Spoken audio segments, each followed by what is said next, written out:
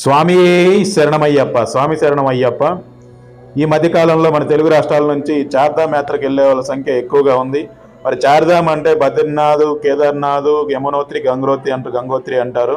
అయితే అంత దూరం వెళ్ళలేనటువంటి వారి కోసము మోడల్ బద్రీనాథ్గా మన బద్రీనాథ్ శ్రీమన్నారాయణ స్వామిని మన తెలుగు రాష్ట్రాల్లో నిర్మించడం జరిగింది. ఆ తెలుగు రాష్ట్రాల్లో ఉన్నటువంటి తెలంగాణలో మేడ్చల్ దగ్గరలో ఎల్లంపేట అనే గ్రామంలో మోడల్ బద్రీనాథ్ అనేది నిర్మించారు. చాలా అద్భుతంగా ఉంది. మీరు చూస్తున్నటువంటి వీవే మోడల్ బద్రీనాథ్.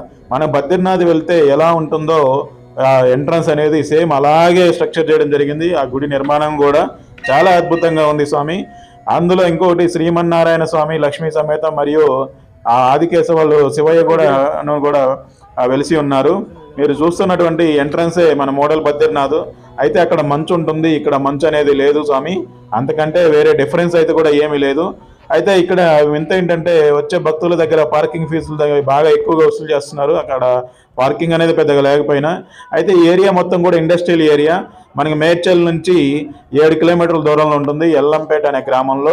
ఎవరైనా రావాలి అనుకొని బద్రీనాథ్ దాకా వెళ్ళలేని వారు ఉంటే ఈ మోడల్ బద్రీనాథ్ని దర్శనం చేసుకోవాల్సిందిగా కోరుచున్నాను. అలాగే ఈ మోడల్ బద్రీనాథ్ని చూడటానికి మనకి 2 కళ్ళు సరిపోవు స్వామి. మీరు చూస్తున్నది ఎంట్రన్స్ దారి, కాకపోతే చిన్న చిన్న షాపులు అవి పెట్టున్నారు.